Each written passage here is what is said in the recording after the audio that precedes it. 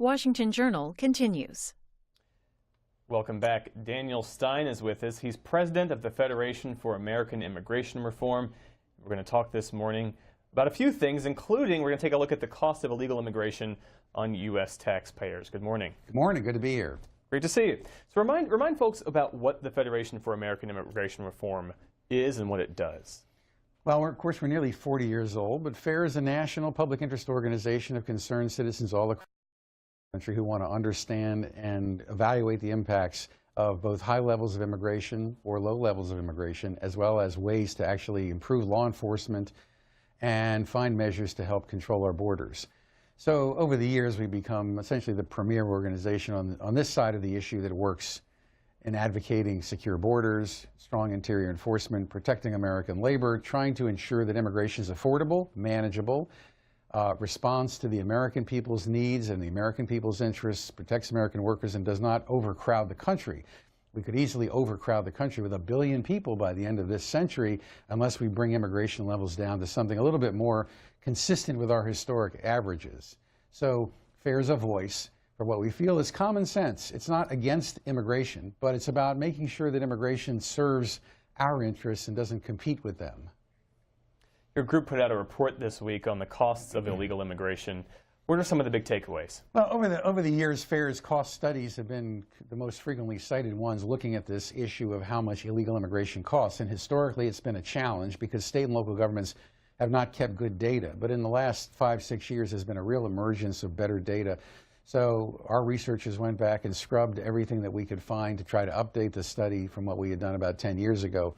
And there's also been some good research by the Center for Immigration Studies, Pew, the Census Bureau, of course, provides them.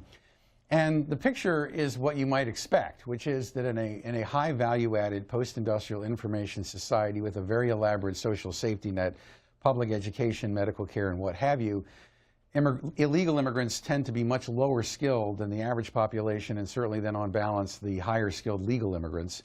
And so the costs are quite dramatic. And when you look at the data, you kind of see why the political pressure from certain financial interests is so strong to perpetuate a flow of illegal immigrants, because it's the taxpayers who are paying enormous cost. Our study shows that about $135 billion now, which is a considerable increase over the last estimate. $135 billion nationally in direct cost to taxpayers. That is offset by an estimate, which we feel is actually quite high, of about $20 billion in taxes that are paid by illegal immigrants working here. Keeping in mind that about 35% of those working illegally also get paid under the table, don't pay any direct withholding tax at all. And then, of course, you have the Earned Income Tax Credit and other negative federal tax liabilities that add a lot. But the real crushing burden, frankly, is at the state and local level, because public education is a major factor. Both those people here illegally and when they bring minors, as well as their U.S. citizen-born children, who are still a significant cost for public education to U.S. taxpayers. Bottom line is, the study shows that illegal immigration is about privatizing the profits of reduced wages you pay those here illegally, but then you're commonizing these enormous costs on the taxpayer and the community. Not surprisingly, the powerful interests that are privatizing the profits fight hard to maintain a system of labor exploitation, and everyone else is trying to deal with the consequences. Are there certain states in which the costs to taxpayers might be higher? For instance, states that are more dependent on agriculture. Yeah. California, New York, Florida, Illinois, major receiving states are going to be very high. And what you also find is that you're developing a two-tier society, because the middle class, which was frequently made up of unionized service labor back up to about the 1980s, has now been displaced by those here illegally. And you've seen a lot of migration of Americans back into the interior, back to the South and other places. And so the percent of the U.S. labor force that's unionized now is far lower than it was when I was young, in the 1970s or 80s. But what you really do understand is that when there's a separation between the people who are getting the gain from a system of labor exploitation and the communities paying the have powerful interests that don't want to look at the reality of these costs, whether it's medical care, insurance, direct government services, and of course the incredible law enforcement aspects of this, because criminal alien removal is very expensive. And then you have to deal with things like the actual adjudication of deportation that are often not included. We have included in our study people that President Obama gave what we would consider an administrative status, but who are technically still here illegally as parolees, the so-called DACA beneficiaries, and temporary protected status, which other agencies have not included, like Pew. Our costs are also higher because under President Obama, all his talk about amnesty and the so-called DACA program actually generated a very large influx of alien minors that we all heard about in 2012-13, and that has been enormously costly, and that's another reason these estimates have gone up so dramatically. And what do you think should happen to those DACA recipients? Some people call them dreamers. They were brought to the country illegally as children. Congress now has less than 6 months to codify those protections into law if they so choose, with President Trump having rescinded the program. What do you think should happen? Okay, well, that's a specific subset of the issue, and I'll go there. But keep in mind that part of the problem we have as an organization is that we're looking at good public policy moving forward. So whenever we talk about an amnesty, which is essentially any program that rewards people who jump the line, our test of the measure of whether something is an amnesty program is, did the person get an advantage by virtue of having broken the law? Now, people brought here as minors, or who entered as minors, who may not have necessarily been brought here by their parents, are technically covered under some of the DACA program that President Obama did. The question is, we don't want to go down the road that we did in 1986 and make the mistake. If you're going to legalize the DACA beneficiaries, you also have to deal with the problem of chain migration. Because 1 million DACA beneficiaries who get a green card and then citizenship will produce another 3 million or so petitions for relatives who come in. And that jacks up the numbers in an inexorably increasing flow. So, fair standpoint is, we have Trump's marker. President Trump ran on a whole bunch of positions: build the wall, interior enforcement, E-Verify, protect American workers, try to fix these abused non-immigrant visa programs, reduce the overall size of the flow. There's a dandy bill in the Senate, the RAISE Act, Senators Cotton and Perdue, would actually eliminate chain migration. So look, if you're going to give a DACA beneficiary a green card, look, love to have you. You can petition a spouse. You can petition an unmarried minor child. But you're not going to bring in uncles and aunts and cousins, brothers and sisters and all that stuff, because that's where the country needs to move to. So our view is the Democrats, if they truly want to find a solution to the DACA groups, and there's a difference between the DACA program and the so-called DREAM Act legislation, we will say to Senator Durbin, as we said to Senator Durbin in 2005, Democrats need to deal with the reality that the American people want assurances that our borders are controlled, that we will not see a recurrence of the same problem, that we will have interior enforcement, state and local cooperation, the E-Verify program so that employers can verify work authorization. Get all that stuff done. Let's see a brick built on the border, and then maybe we can talk about something for the DACA folks. But you can't put the cart before the horse, because that's bad public policy.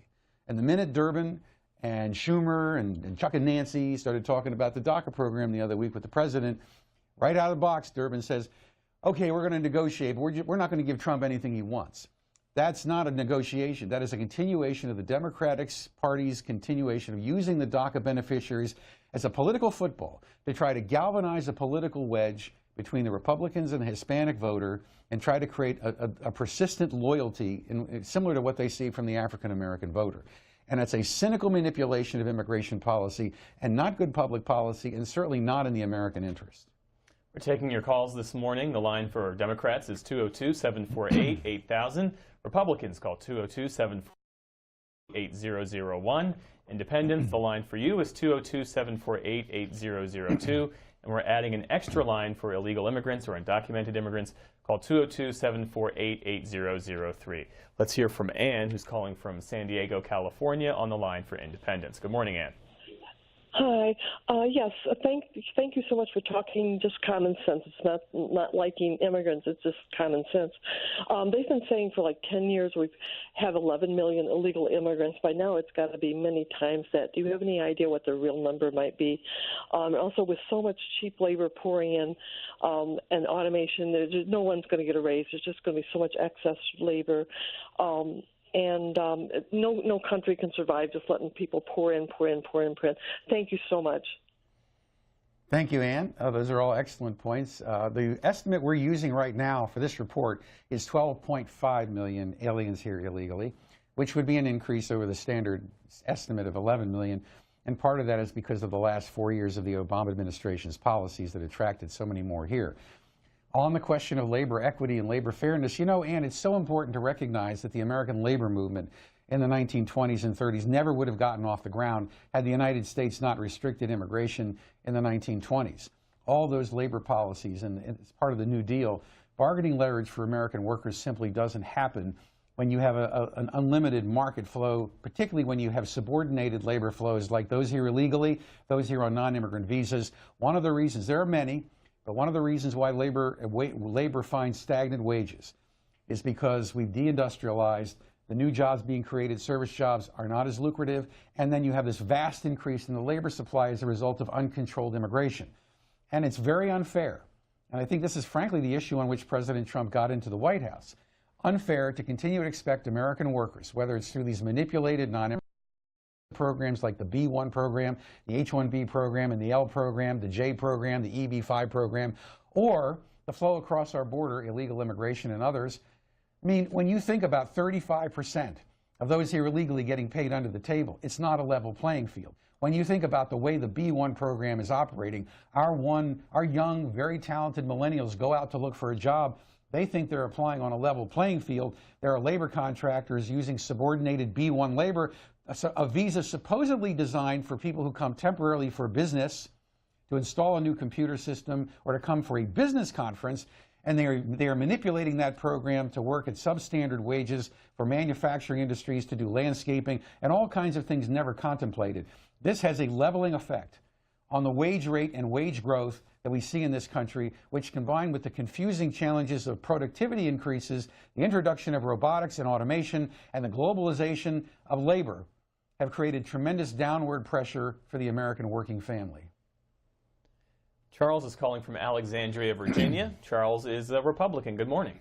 Hello. This is an issue that's very close to me. My first wife was Chinese, divorced her, married a Russian, and I've been through the whole citizenship process twice. And it's interesting, my first wife, from the time she made application until she swore the oath, cost nothing, entirely taxpayer paid. My second wife, from the time she made petition for citizenship until she swore the oath, it cost about $1,000 to file the paperwork, the medical exams, and all the associated documentation. And one thing that I don't hear on either side of the debate is, how's the second wife working out? Oh, she's superb. She went from a red to a red, white, and blue. Oh, there you go. And I just wanted to say that you don't hear much about sanctions against employers. Many of the illegal immigrants who come into this country come in for employment. Right. Now, if it was illegal to hire an illegal person, if the employers would look at 5 years of hard time in federal prison, would not the jobs dry up and then the immigration dry up? Please address that. Thank you. Yeah. If there's one thing that is shocking and surprising to those of us working on this issue for 35 and 40 years, as have I, it is the absence of an interior work verification system. The E-Verify program is a good program. It works. It's beneficial. Employers like it. It's still being used on a test basis. It needs to be mandatory. Now, what FAIR has been doing the last several years, working with Chris Kobach and others, is getting state governments to pass mandatory E-Verify laws. Now, why is it not nationally verified? How do you spell U.S. Chamber of Commerce? Now, we successfully litigated in the Supreme Court the defense of the proposition that local and state communities could have their own mandatory E-Verify laws. That produced an important Supreme Court case recently asserting, yes, E-Verify laws at the state and local level were constitutional and not preempted. So that had the anticipated effect of getting the Chamber of Commerce to say, wow, we don't want this patchwork of 50 state laws on E-Verify. Let's support a national mandatory E-Verify so all employers have one to use, because if we're going to get it, we'd rather have a national one. And there are bills in Congress now pending to bring that about, and I urge you to contact Congress. Lamar Smith. In the Senate, there's a companion one. We believe E-Verify is part of the RAISE Act. It's certainly part of any package of legislation that the President would want to see passed in the next 2 years. And that's certainly a requirement we would need to see E-Verify implemented and working. If we would ever talk about any kind of an amnesty program for the DACA beneficiaries, that would be a big mistake not to do without getting E-Verify. That's the first thing you have to do to stop illegal immigration. Stop the magnet of jobs. Been saying that for 30 years. Let's hear from Russell, calling from Yemassee, South Carolina. Russell's a Democrat. Good morning. Good morning. It's the second time this morning that I heard someone reference black people and why black people are Democrats. I want America to know black people are Democrats because when the Voting Rights Act was signed, all of those Dixiecrats, all of the Klansmen that were in the Democratic Party moved to the Republican Party. You could follow Strom Thurmond from South Carolina, and you could see how all of them, and they're still there. And the president represents those Dixiecrats. And when he said a minute ago about Hispanic people following black people, it's not the same scenario. Black people are the most patriotic people in this country. We have fought for a country that never fought for us. We our lives on the line for a country. When we came home, we were shot because we had medals and ribbons of decorations from war. It's not the same equivalent, and I wish Republicans would stop using it as a wedge issue in America. Thank you. Let's go now to Randy, calling from Lewiston, Maine, an independent. Good morning, Randy. Yeah, I have to disagree. It's not immigration throwing jobs out. It was NAFTA. Getting rid of I live in Maine, textiles. Textiles are gone now. We can get a job at McDonald's, though, no problem. And I'm not seeing people of color at working at these places either. You know, it seems like this administration has a problem against brown people, and I'm white. But it looks to me that there is a problem. Them Indians are coming across the border, you know. I'm pretty sure we need a wall up there. That's my comment. Thank you very much. Well, I wasn't quite sure I understood the tenor of your question, but first of all, just as a practical matter, this country owes a great debt of gratitude to the contributions of the African American community over many, over 2 centuries and far longer, 4 centuries. And for all Americans, certainly should be, if there isn't, a special place in all our hearts for the incredible richness, vitality, achievements, strength, intellectual achievements, cultural achievements, and everything that makes so much the African American community such an integral part of the American fabric. And at so many different levels, the notion that one political party or another has a greater affinity for those contributions is really a sad statement on the state of American political affairs and an unnecessary polarization. But the question of what is equity and fairness, it's important to understand. Many people, if the Civil War was about the defense of slavery, as many people want to contend, and that's why people want to drag down these Civil War statues, then people need to recognize the reality that a lot of people died and fought for the defense of slavery. Now, why did they fight for the defense of slavery? Because their entire economic system relied upon a system of labor exploitation, subordinated labor, that they believed, the owners, the planters, and the hierarchy in the South before the Civil War believed was essential to their economic model. By the same token, there remain industries in this country today which persist in the belief that a flow of illegal immigrant labor is a vital component of their labor business model. And they build that lower labor cost into their business model, and they fight like the Dickens in Congress to prevent the needed reforms to ensure that American workers have a fair labor market and that employers find workers incentivized to demand fair workers, fair labor, fair hours, and working conditions. It is about fundamental fairness. NAFTA, when Vicente Fox promised NAFTA, all of us remember this in the early 1990s, he said, you can take our products or you can take our people.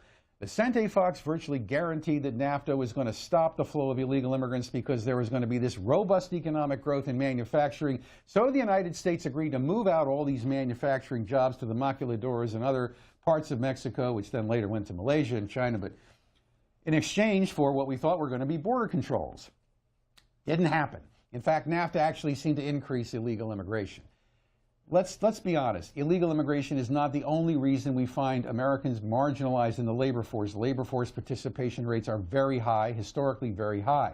There are other reasons: economic transformation, labor force changes, automation, globalization of low-skilled labor, the knowledge, the information-based economy in the ways that labor is employed.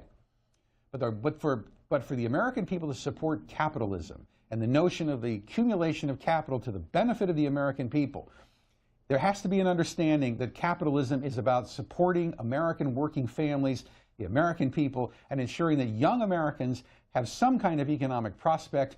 We have our own dreamers, and they should not be competing with people brought here in subordinated labor conditions to take those important jobs. What's your view of the Trump administration's new travel restrictions? Here's the take from Fortune magazine, or rather Forbes magazine. The headline here is Trump's new travel restrictions, still a Muslim ban, still outrageous. I imagine you take a different view.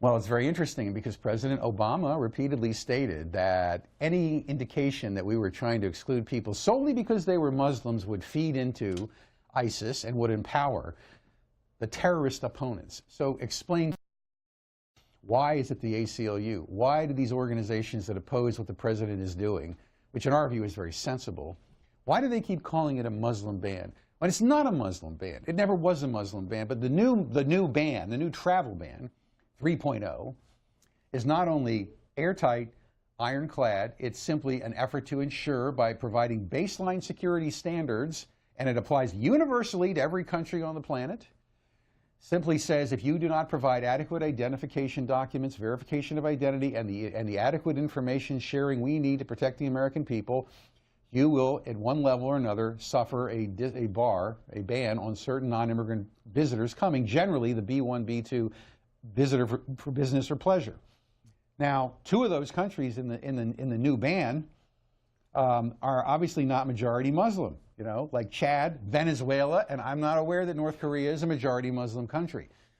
More importantly, there is simply no way, and I don't care what Fortune says or the ACLU, this 3.0 version is going to withstand judicial scrutiny. The Supreme Court has already signaled on 2.0 that most of that was going to survive. But more importantly, this continued effort to try to challenge what Trump is trying to do for purely political and ideological purposes is trying to impeach the president, not officially, but impeach a power to secure our borders as commander-in-chief that Congress has given to the president to suspend any class of aliens for admission based on the national interest or national security.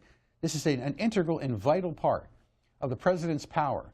And to interfere with that and suddenly have courts engrafting onto these new constraints on something that involves international relations would be similar to hamstringing the president in his war powers, in his international relations, and in these vital areas that are attributes of sovereignty.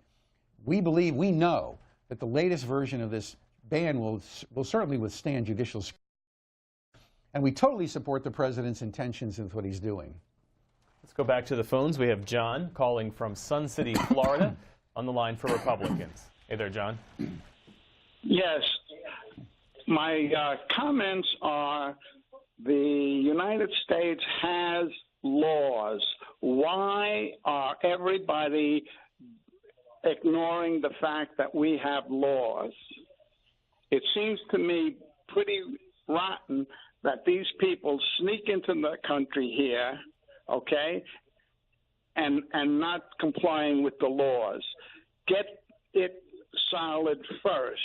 The law is the law. They break the law. Why are they allowed to break the law and still be treated that they're poor people and they need this and they need that and they need the other thing?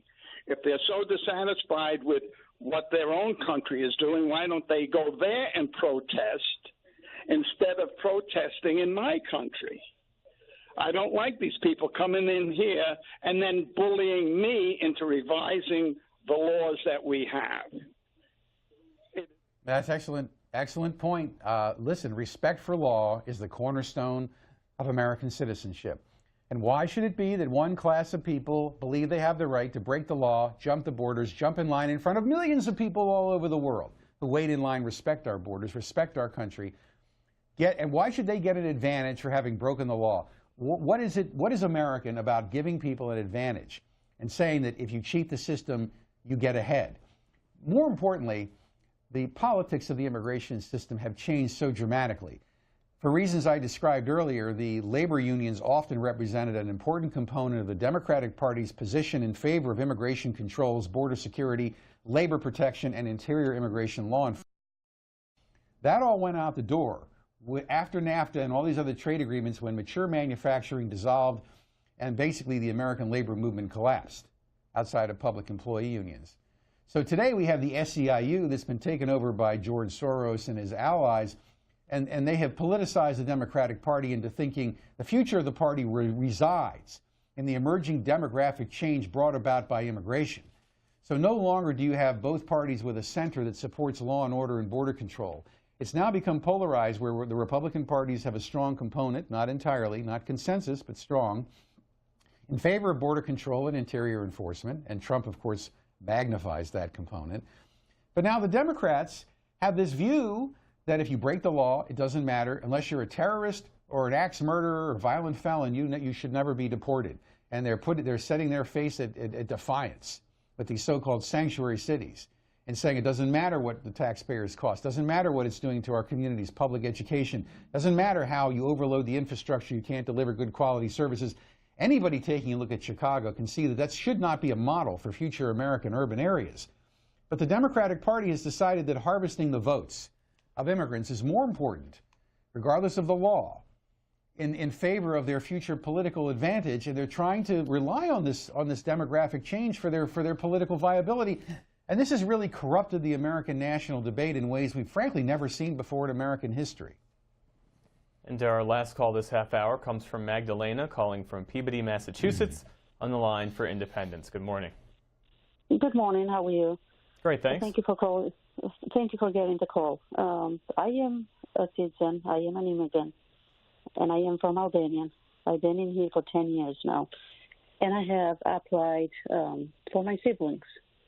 As I can see, it takes forever for them to get legal. That is my question. Why does it take so long? Well, the practical question is, you came here from Albania, and we're all glad you're here. And as an immigrant, I'm sure you're going to be someone who's contributing mightily to our country. The question becomes the reality of the math.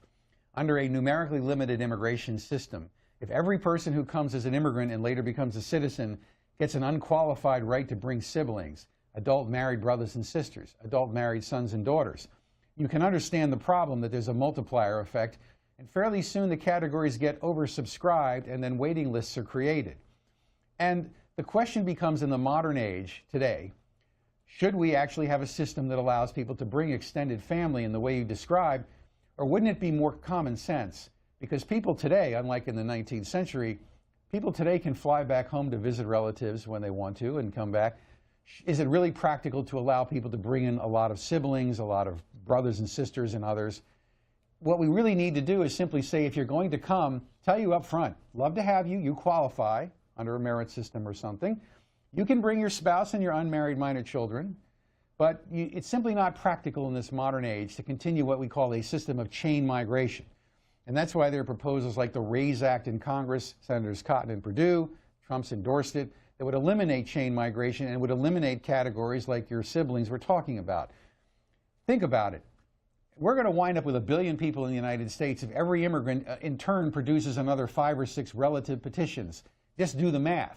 It's exponential multiplier impacts, plus the fact that people have children after they get here.